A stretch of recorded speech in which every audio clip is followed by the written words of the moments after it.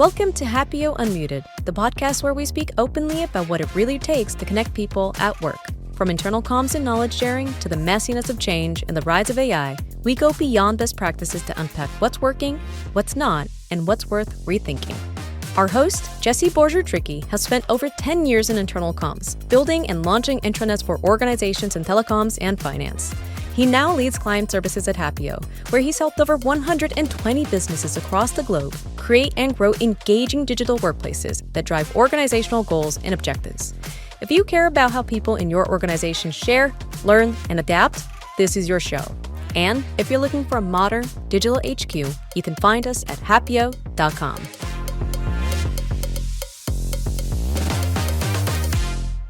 Welcome, everybody, to Happeo Unmuted, the podcast where we explore the messy, brilliant, and occasionally unfiltered world of internal comms, knowledge sharing, and digital transformation. I'm your host, Jesse from Happeo, and today we're talking with Martin Hobratschk, a certified knowledge manager who helps companies improve CX performance, engage employees, and keep customers happy. Martin leverages more than 20 years of working in frontline and leadership roles in customer and technical support for companies like Apple, Google Nest, and IBM.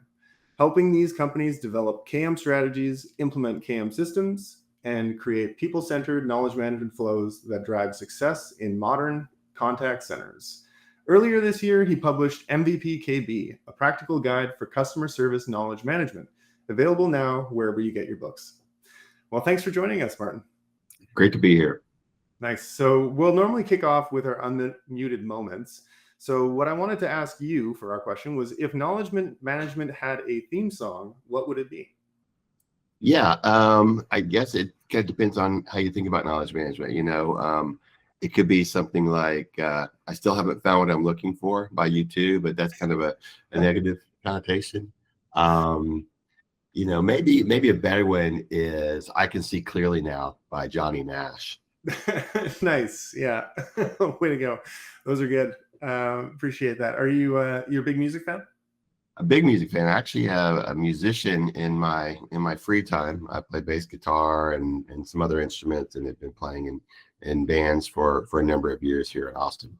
Yeah, right on. Cool. So getting back to your shop talk here. So setting the stage. So what does knowledge management mean to you, and how do you explain that to leadership or someone outside the field? Yeah, knowledge management's an interesting thing. Everybody kind of has their own definition. The definition is going to change on how you apply it. For me, knowledge management is all about making sure that people are able to find the right information, the right knowledge at the right time and in the right place, and so that they can use that knowledge to solve problems. Nice. Yeah. Is it typical that you have almost like a way of sort of like measuring or defining measurement to sort of back that up when you're talking from like a leadership perspective? Yeah. With customer service, it's fairly easy to measure knowledge management in my estimation, because you can really attach it to a lot of the KPIs that customer support leadership will be looking at, things like average handle time and first contact resolution. Those types of things you can really measure how knowledge management is improving those kinds of KPIs, right? And so whenever I engage in a knowledge management project, we that's one of the first things we look at is what are the KPIs that are going to be examining here, and like I said, we're very often able to just pull KPIs that the companies are already using every day. Right. Yeah. So it's almost sort of fitting it within the framework that they're currently working in is sort of the best way to kind of illustrate it, I guess. Yeah.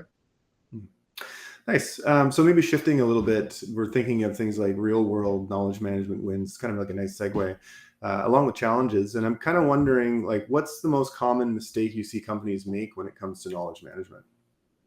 I think the most common mistake is not having a knowledge management strategy. I think that companies really should have a company-wide knowledge management strategy to start with, because knowledge management really impacts so many different parts of a company's operation, and really having a good roadmap for how you're going to manage your knowledge and who's going to manage the knowledge and what are those success metrics going to be. I think that's really key. But even if you don't have a company-wide knowledge management strategy, even if it's just your team or your customer service organization, having an idea of what your strategy is going to be really key to ensuring that whatever you do around knowledge management is going to be successful. Nice. Yeah. Do you find that it tends to be the case, like if you're trying to start one, is there typically like a team that is best suited or sort of like the best person to start the conversation with to start to get the ball rolling? Or have you seen any kind of trends like that in different organizations? Yeah, it depends on the size of the organization and kind of the maturity of the organization. Some organizations will have, somebody dedicated to knowledge management. I know that was the case when I was at Google, for example. But on the other end of the spectrum, there are a lot of companies where knowledge management isn't even a term that they know that they can define. And in that situation, knowledge management as a function typically falls to somebody on the IT team, because they're the ones who are responsible for implementing the knowledge management system. Or it might be something that is owned by the learning and development team, because it intersects with what they're doing in terms of learning management and outcomes there. In some cases, it might just be a function of somebody who is in the operational team. So if we're talking about customer support, it might be a program manager or just a team manager even within the customer support organization who is handed that and said, hey, we want to have a knowledge base for our agents, go get this done, right? And so they'll be responsible for implementing it, but of course it's not their main job, right? And it's not their core competency, and so a lot of times they'll struggle. And for organizations like that, I really think it's important to consider bringing in some outside expertise to help them get things structured and get things set up so that they can manage it over the long term successfully. Mm-hmm. Yeah, you mentioned learning and development. I also think of that as like people and culture, or thinking more broadly in HR sense. Yeah. Those teams tend to also have that kind of policy requirement, I guess, that's associated with it. Do you find that a lot of the times that's sort of an easy way in for the discussion, is thinking about it more like policy as sort of a progression towards knowledge, or is it maybe a different kind of conversation? Yeah, 100%. Because I think you're right. That's the way most folks will think about it, right? They'll think about it in terms of policy or our documentation, right? And so where they're having those conversations is the perfect intro point to start thinking about knowledge management as a discipline. Mm-hmm. Yeah, cool. So maybe as a transition here into our people and knowledge processes consideration, the question I wanted to ask you there was like, what's your take on distributed versus centralized knowledge management strategies? So what role do subject matter experts or SMEs play in your knowledge management strategy, and how do you empower them to contribute? Yeah, I'm a big believer in centralized knowledge, right? So having a single point of truth, but decentralized authoring, right? The subject matter experts are the folks who are on the front lines. They're the ones that have the knowledge, right? And so you really need to empower them and enable them to create and share and manage that knowledge, right where they're doing their work, right where it's something that it's not taking them away from their normal job, but it's just a normal function of their day-to-day work. Hmm.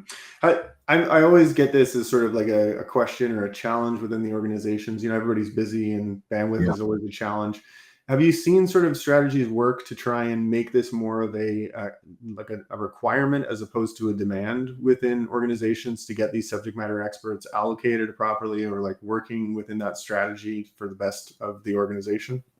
Yeah, within the customer service space for a number of years, there's been a knowledge management methodology known as knowledge centered service, or KCS. Mm-hmm. And it starts from that premise, right? That the true experts are the ones who should be responsible for maintaining that knowledge. And within that KCS framework, you really are working on creating a culture of knowledge sharing, right? And making knowledge sharing as much as possible, a function of everybody's job, incentivizing it, making it a part of the job description, and giving folks the tools to do that very easily without, again, having to take away from their work. So, for example, in a customer service environment where an agent, has some sort of case management console that they're taking notes and seeing customer information and that sort of stuff, and having a knowledge base that they can access,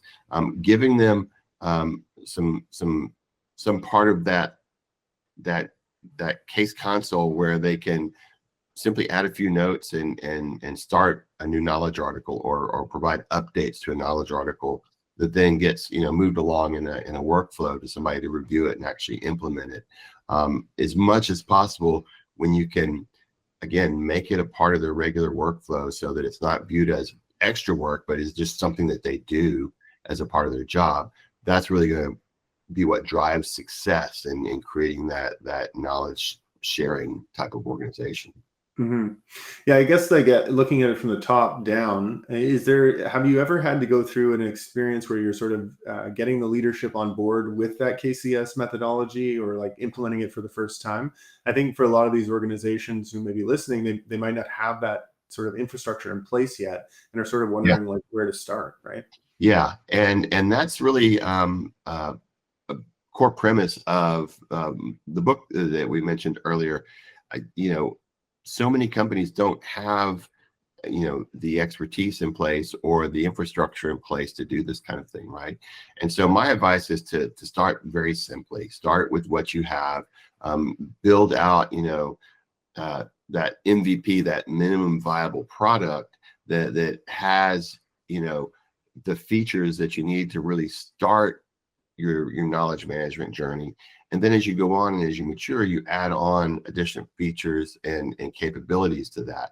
But a big part of it is it's not just about that MVP as a tool, that the knowledge management system per se, but who are the people around it that are doing the work, and what are the rules of the road that they have that allow them to structure things and to be able to manage that knowledge going forward. And you kind of have to build all that.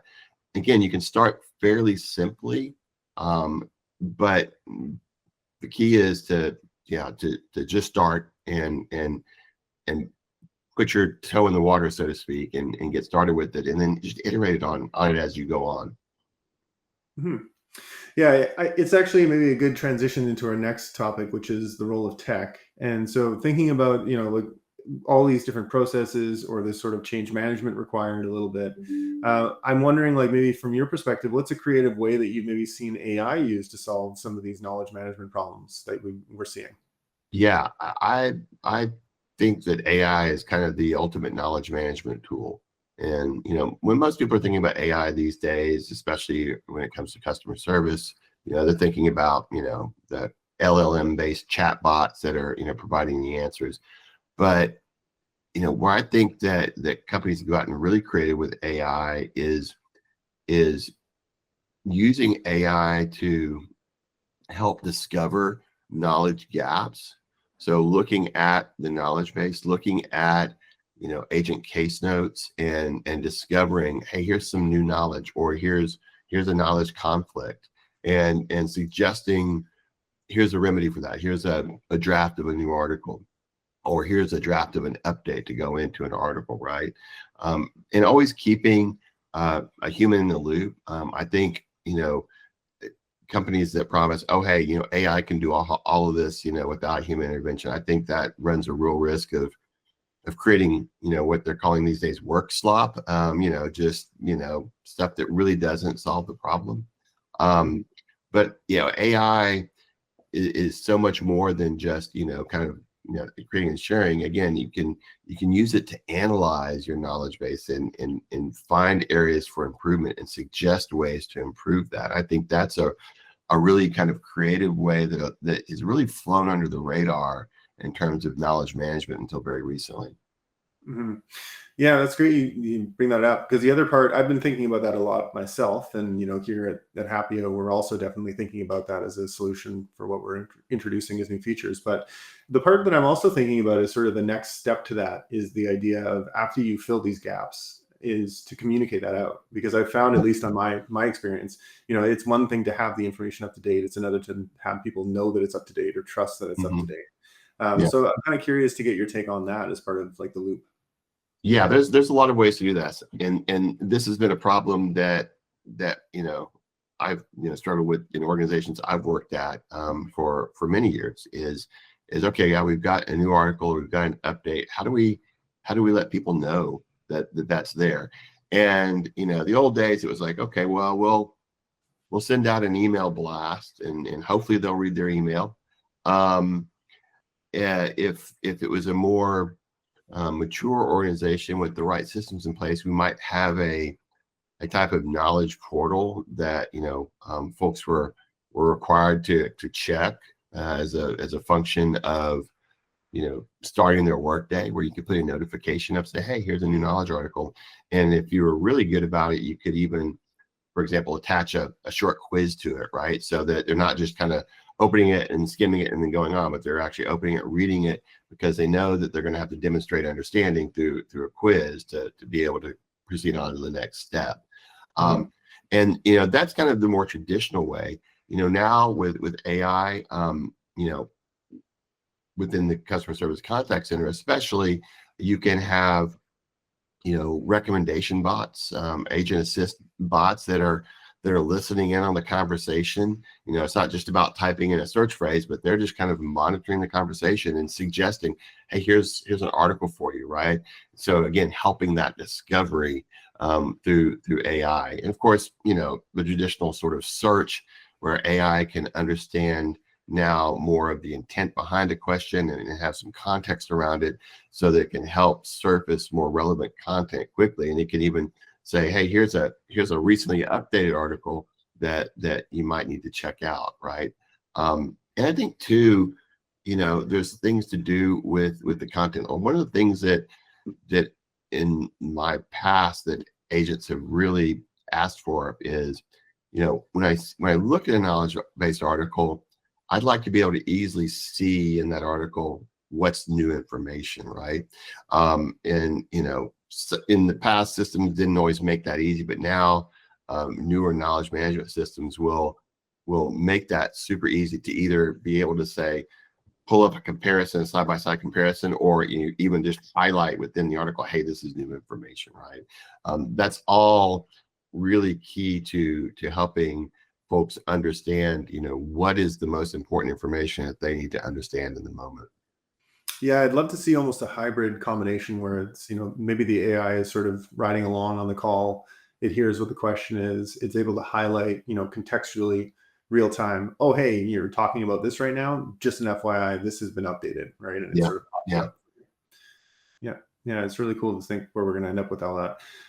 I guess the other side of this too is almost like the idea of understanding the relevancy of the audience too, in some ways. So understanding, how contextually, if I'm this particular agent or that particular agent on a call in a contact center, if you're doing technical support, it's not quite the same as maybe if you're doing, billing or sales support, and being able to sort of understand from a notification standpoint, hey, this is what you actually need to know, or that's what you actually need to know.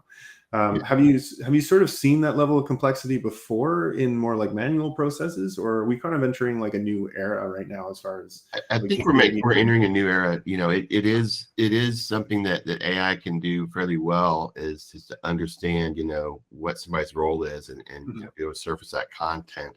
And in the past, it was something that we did basically through permission sets, right? We would say, okay, we have an article and this section is permissioned so that this audience can see it, and that was really helpful for having a knowledge base that a single knowledge base that maybe was internal and external, right? So you had information that you wanted your internal agents or employees to be able to see, but you also had information that was okay for customers to see, right? And so you have a single article that has those permissions to allow those distinct audiences to see only what they needed to see. Now, with AI, you still have those permissions in place, but the AI can surface that content, in a more direct way, so that, for example, suggesting, hey, based on what it knows in your role, here's information you need to see, right? So instead of having to go and open up and read the article, it can summarize that for you, knowing that this is very relevant to you as that billing agent versus that technical support agent. I think that's another kind of area that's only now starting to be explored, and I think it's really super powerful for knowledge management. Yeah. You mentioned sort of like the notifications, the communication side of things, like documentation, process stuff. So obviously, like from my perspective, we're here as like Happio's sort of emissary, but I'm kind of wondering, like from your perspective, intranets, the concept of intranets is shifting. We're thinking more from like a knowledge management standpoint, but I'm kind of wondering from your perspective, if you were to sort of relate to an intranet, maybe what the present or what the future looks like. If it were a person, like what role should it play in knowledge sharing from your perspective? Is it like a librarian, a teacher, a guide, something else? What are you thinking there? I think it's a guide. A librarian is a little bit passive. They're just kind of, you've got the library, and they can maybe help you navigate the card catalog to find what you're looking for.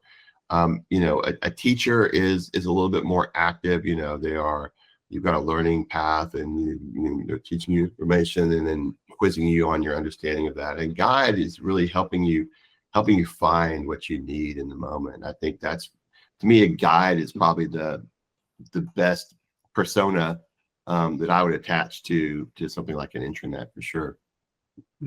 Is there any kind of like features that really sort of lean into that for you that you've sort of experienced or that you'd like to see? Like, we're again thinking ahead from like a future standpoint.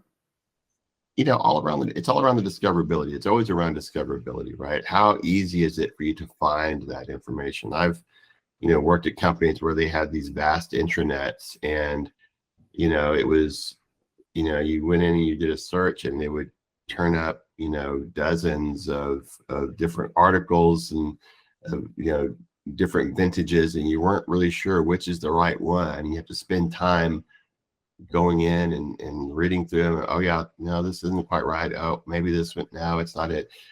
So an AI enabled intranet will act as that guide and guide you very quickly to the right information, right? The right knowledge that you're looking for, and make it so that it's easy to find, and it's something you want to use, right? I mean, I know that in my past experience, and I've used these systems, if I can't find something, I just don't want to use it. I'll just start asking people around me and see if hopefully they know it, because I don't want to spend, 30 minutes digging around in a bunch of documents, right?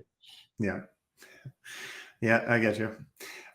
Well, we kind of started looking forward there. And so maybe as we move into that kind of category, I was wondering if you could give one piece of advice to a company who is just starting to take their knowledge management strategy seriously, or looking to maybe fix long-term knowledge management challenges that they've had.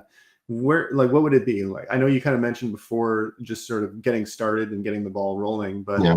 Is there any particular pieces there that you would have as like best practices for first steps, or as you look to kind of either set it up, or as you look to fix an existing challenge that maybe has been overlooked too long? Yeah, the first step, is always going to be do a real good, thorough assessment of what you've got now, right? Really understand, what tools are out there for helping you manage knowledge. What is in those tools? What is the state of the content? Is it structured well? Is the content self-formatted well? What problems does it solve? What are the guidelines around that content? Do you have any guidelines, or is it kind of a free-for-all where people just create stuff and put it in there and hope for the best, right?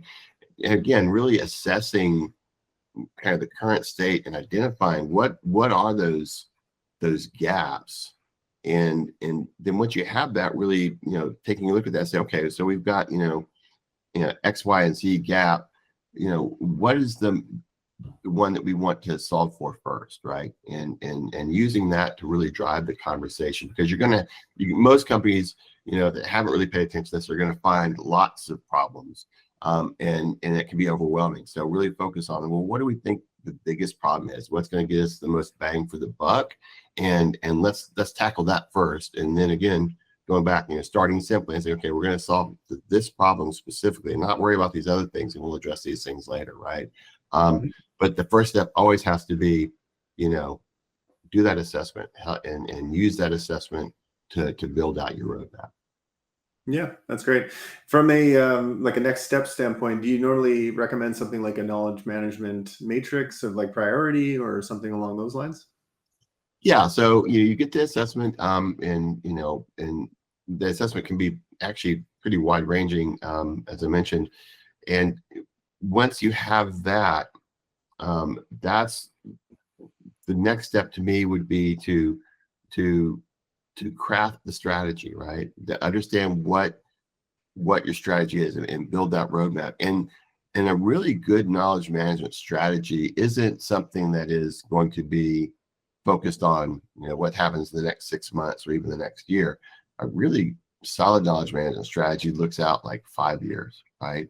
And takes you from where you're at now to where you want to be in 5 years. Now, are you going to have a really clear picture of where you want to be in 5 years? Probably not, because a lot of stuff is going to change. But you're going to have a very good picture of where you want to be in a year, a pretty good picture of where you want to be in 2 years, maybe less clear in 3 years, right? But start thinking about it, right? And start drafting that strategy and coming up with that, right? Because again, that's going to get everybody on the same page and will allow you to really, communicate, the value of what you're doing and why it's important for the organization to do it, right? If you have that strategy. Mm-hmm.